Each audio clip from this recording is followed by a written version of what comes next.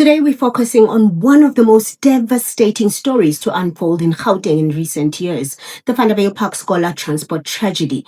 What began as breaking news has now evolved into a developing national crisis, with new information continuing to emerge about what happened, who was involved, and where accountability may lie. Stick with me as we delve deep into this story on Daily Updates with Miss Media, unpacking the facts, the emerging evidence, and the unanswered questions, as well as the growing calls for action.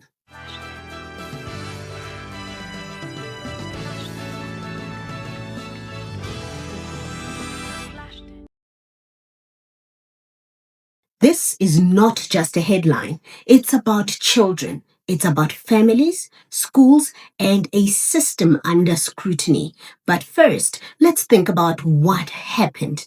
There's now an update on the school transport Vaal incident. The 22-year-old scholar transport driver has now been arrested and charged. The driver faces 12 counts of culpable homicide as well as charges of reckless and negligent driving. You might be wondering why only 12 charges instead of 13 or 14, as it was previously reported that the number of people who lost their lives was 13 or maybe 14. But officials have now revised the number of learners who lost their lives to 12. 4 other scholars are still fighting for their lives in hospital, in ICU, with one airlifted to a private hospital. All the learners who are in hospital are female. Also, one body has not yet been identified, and authorities are working to identify the body with the schools. The Gauteng Department of Education says they're working closely with families to finalize identifications, and the government is also working to complete all the autopsies by the end of Tuesday, which is today.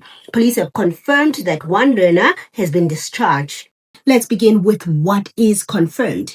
The incident occurred during the early morning hours on Monday morning near Vanderbijlpark in the Vaal along the R553 Golden Highway Fred Droste Road area. This is close to the ArcelorMittal facility. A private scholar transport minibus, which was a Toyota Quantum, and a truck traveling in the opposite direction were involved. Learners were on their way to school. Initial reports confirmed 11 learners had lost their lives at the scene. Several other learners were injured in the tragedy. This CCTV footage captures the moment 17-year-old Sebokeng Mapalla leaves her home for the last time, walking towards her scholar transport. Moments later, a devastating call. The grade 11 scholar never arrived at school. Sebokeng, one of the pupils who died tragically. When I saw the vehicle, it was finished. Lucky enough, I made it to the scene. So devastating. I just don't know. I don't know what to say. Some victims sustained critical injuries and others had serious or minor injuries and remain under medical care. Both drivers survived the collision. The truck driver remains unconscious, while the scholar transport driver is said to have been released from hospital and is formally be charged and questioned once he's been medically cleared, which seems to have happened. So what do you think? Should updates like this be communicated faster and more clearly for families or the public so that they know what to do and they know when their children are in danger? Let me know of your thoughts on this in the comments section. Now, what we know is that the learners came from both public and private schools in Vanderbijlpark, and they came from various schools. Taxi tracker, taxi the truck. Bana baba tsohle. Bana baba tsohle. Usenje. Ngwana school, yes. Yes. Ay.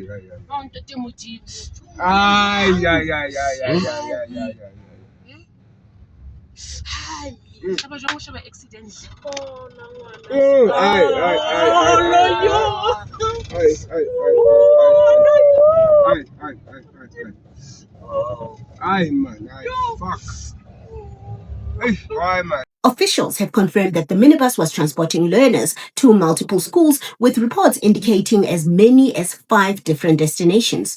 This detail is important because it raises concerns around routing, timing, pressure on drivers, and supervision. Parents started arriving at the scene from early morning, many alerted by videos circulating on social media. Scenes of grief unfolded as families waited for confirmation, as they waited for answers, and as they waited for access to their children. Some of them could not wait any longer and pushed through police and officials to identify their children. But what do you think? Should there be stricter rules on how many schools are in a single scholar patrol vehicle, and also rules around who can take videos and pictures at scenes like this so that parents do not have to experience the trauma that they experienced in this situation? Let me know your thoughts in the comments section.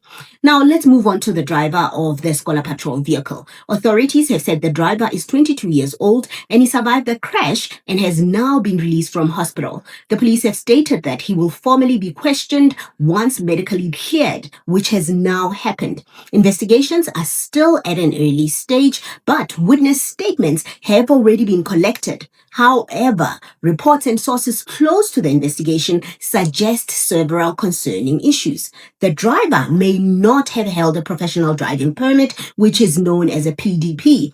This has not yet been formally confirmed by police, but it is under investigation. Sources allege that the driver had previously been warned and reprimanded by other motorists for unsafe driving behavior. These details, if confirmed, could have serious implications for licensing enforcement, employer responsibility, and scholar transport oversight. But who do you think should be responsible for verifying that scholar transport drivers are properly licensed? Is it the operators, the schools, or the state? Let me know your thoughts on this in the comments section, and do remember to hit the notification bell so that you'll know whenever I post a video. Police have now confirmed overloading as well. The Quantum involved was certified to carry 14 occupants. The Toyota Quantum involved was certified to carry 14 occupants. But police have confirmed that it had 17 learners and 1 driver, which brings the number to 18. What is clear is that the vehicle was over capacity. Overloading affects braking distance, vehicle stability, seatbelt availability, injury severity during impact. This single detail alone has shifted the investigation towards culpable homicide, a case which police have now formally opened. So, we need to ask ourselves this: should overloading in scholar transport automatically trigger charges to avoid incidents like this? Or do you think overloading is sometimes acceptable? Let me know your thoughts in the comments section. Now, let's speak about overtaking and driver conduct. Preliminary investigations indicate that the scholar transport vehicle was attempting to overtake multiple vehicles. Some people have said as many as 4 vehicles. Several accounts suggest that the minibus attempted to overtake 4 cars. The truck was traveling in the opposite direction, and the truck driver reportedly tried to avoid the scholar transport, but unfortunately he could not. Authorities have stressed that these findings are preliminary and form part of a broader reconstruction. Officials have also indicated that time pressure may have played a role, given the multiple school drop-offs scheduled for that morning. This then raises another deeper question. Are drivers incentivized to rush? And are routes realistically planned? And are schedules properly audited? Who should audit these schedules? Let me know your thoughts in the comment section, and remember to subscribe to the channel. Also hit the notification bell so that you'll know whenever I post a video.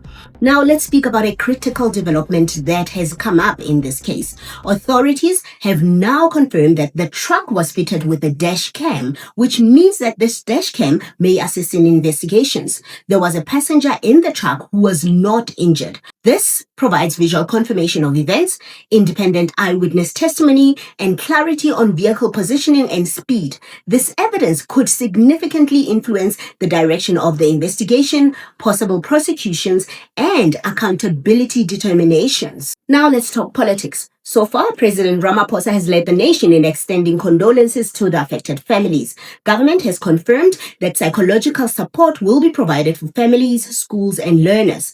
The tragedy highlights long-standing concerns about private scholar transport safety. Gauteng Premier Panyaza Lesufi and Education MEC Matume Chilwane visited the scene and met with emergency officials. The MEC reiterated calls for stricter oversight, better enforcement, greater vigilance by parents, schools, and operators. He also acknowledged that previous warnings about unsafe drivings linked to the driver raised serious concerns. But what do you think? Do you think government itself is doing enough to protect learners and to provide schools that are good enough and close enough to learners' homes? Also, do you think the government should be demanding accountability, or are they responsible for all of this? Let me know your thoughts in the comments section. And also remember to subscribe to the channel and hit the notification bell so that you know when I post a video. Beyond investigations and policies, this tragedy is about children. At the scene, parents collapsed in grief. Families waited for hours. Communities mourned collectively. Across Gauteng and the country, schools observed moments of silence, messages of condolences poured in, and questions about safety echoed loudly. Today, the focus remains on the families seeking answers, the children's classmates processing the loss, and communities demanding change. South Africa mourns together. As investigations continue, several questions remain unanswered. Who allowed an overloaded vehicle on the road? Were licensing checks properly conducted? Was enforcement adequate? What systematic failures made this possible? And what made that driver to make the decision to overtake so many cars with so many children in his vehicle? Police continue their investigation under culpable homicide. More clarity is expected once the driver has been formally questioned, once the dashcam footage is analyzed, and once witness accounts are consolidated. But the story is far from over. What do you think needs to happen next? Who should be held accountable? And what must change to ensure that this never happens again? Let me know your thoughts in the comments section. Thank you for watching Daily Updates with Miss Media. And if you value clear, responsible, and in-depth reporting, please subscribe, engage, and continue the conversation. For today, that's it, and I'll see you next time.